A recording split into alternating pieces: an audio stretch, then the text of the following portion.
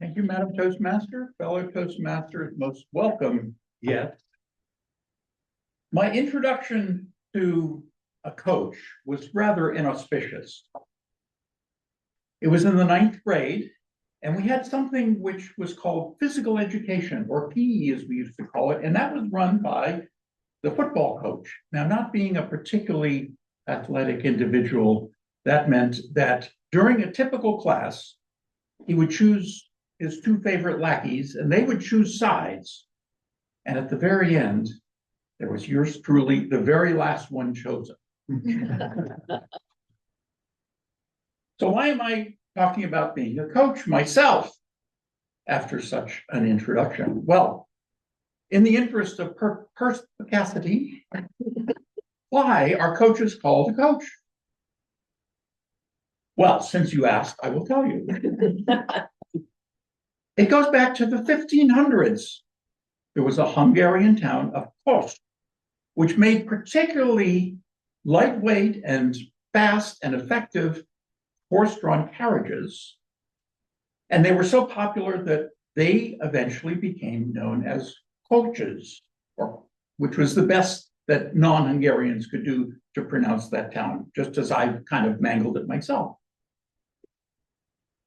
And that aspect of coaches could continue to this very day, including times in the railways where we had coach and first class, which is carried forward to airlines where you also have coach and first class and business and in the back and whatever. However, the term started to take a turn in the 1860s when students at Oxford who had to graduate by passing this very difficult exam started hiring tutors to help them prepare for the exam.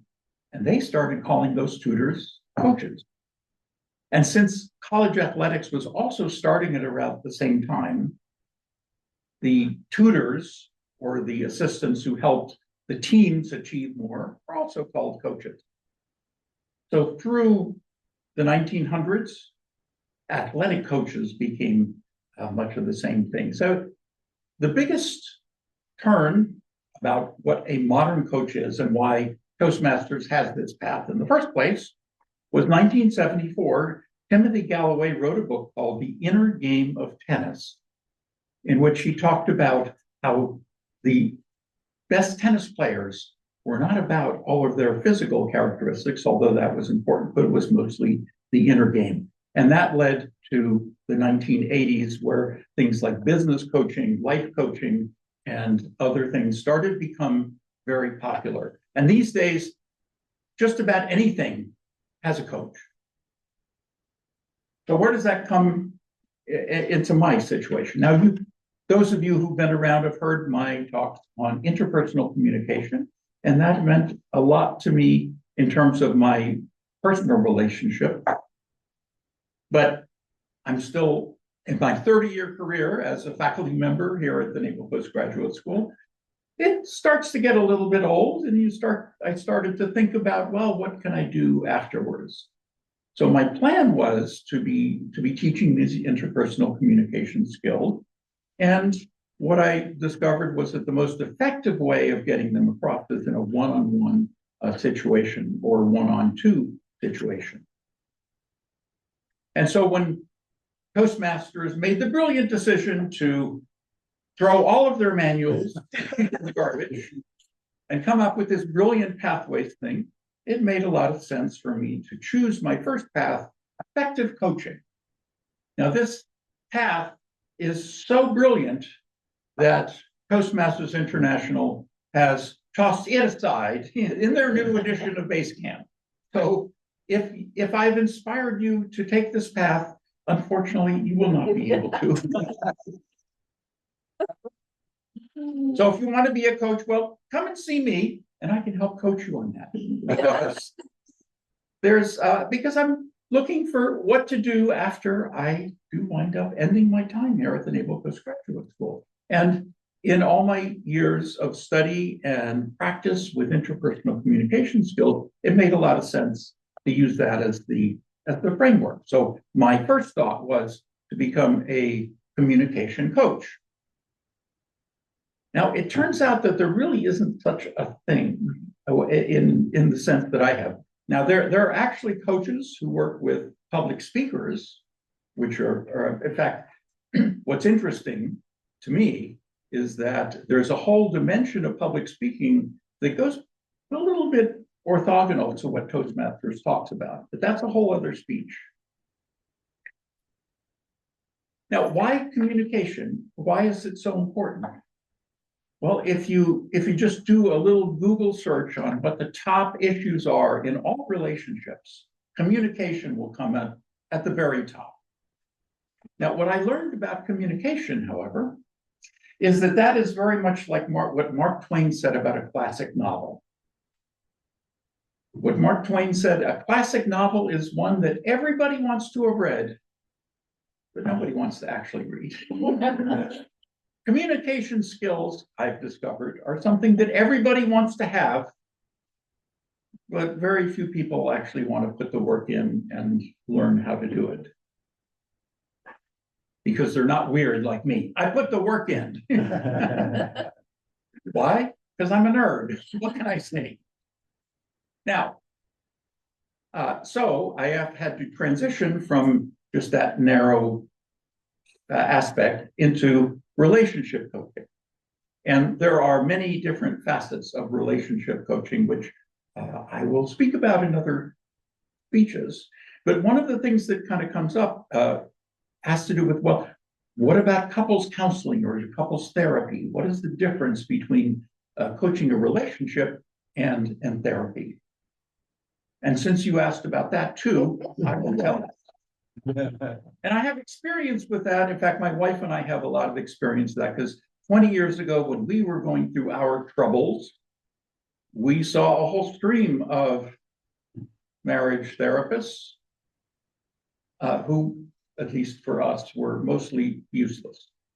As my wife liked to put it, we gave them a run for our money. So what's the difference between therapy and coaching? Well, therapy comes from the medical model. Now, what is the medical model? You go into a doctor, the doctor asks you about your symptoms, diagnoses the symptoms, and then prescribes a remedy for it. So coaching in the interpersonal realm comes from the sports model. Now, in a sports model, the coach of a sports person, of an athlete, doesn't try to, I mean, they don't sort of diagnose in the same sense that a doctor is, but an athlete will have a particular skill that they want to improve. And then they will have a coach which helps them do that. Tiger Woods, when he was at the top of his game, he's not at the top of his game anymore, but at the time, he had 4 different coaches, all of which helped him with a different aspect of his game. And that's basically what the difference is that unlike a doctor that diagnoses, a coach will try to understand what the goal of the potential client is, and then have a way to help them reach it. Just like an athletic coach, if the goal of the athlete, say, is to improve their putting, then that coach will help them with the different mechanics and what they're doing and give them feedback on that specific goal rather than diagnosing everything that's wrong with everything else about them. So my critique of the effective coaching path is that it was not very well named. The projects mostly had to do with standard Toastmaster speeches. In the ones which had to do with more applicable skills like active listening, like many other ones, I found them to be vastly inferior to the communication skills that I had studied. So out of all of the projects, there were only 2 that had any relevance. One was kind of useless in terms of what it presented. So everything that I've learned about coaching, I've learned from studying with coaches, having a coach myself, and practice with clients to learn how to create a transformation. And individual coaching is all about transformation.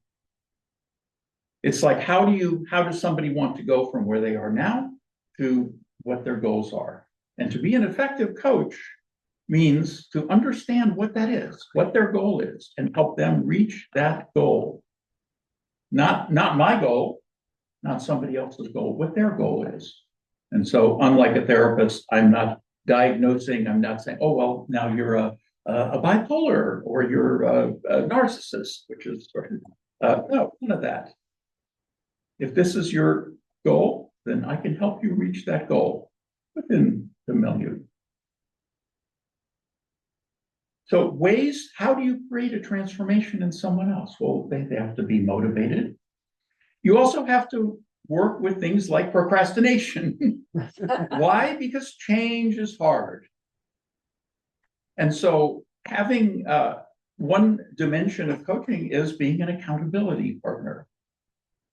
So helping a client have specific measurable goals and on a specific timeline, and then making sure that they do that. And if they don't, helping coach them over what was impeding them from achieving that. Other aspects is that since coaching is actually a small business, and so I've had to learn how to be a small businessman, not just a little businessman. And when it comes to marketing and sales, there's a whole cluster of interesting things that I have many speeches about. One of my favorite ones is that, and this comes from scientific studies, it turns out that we think that our decisions are logical. And men are logical, women are emotional. Well, guess what? We're all emotional. And studies have proved from neuroscience that when we make a decision, whether it's to buy something or which way to go or which restaurant to go to, we first make it emotionally, and then we justify it by rationalizing after the fact. And understanding that can help us when a client is suffering from procrastination or some kind of block, and to help them understand that to get in touch with those feelings about it. So now you know the history of the word coach, something that when you woke up today, you probably didn't know that you needed to know, but now that you absolutely do, I've talked about how I came into the coaching and how the coaching path has been, let's just say, a mixed blessing. And I look forward to telling you much more about what I've learned in successive speeches on different paths.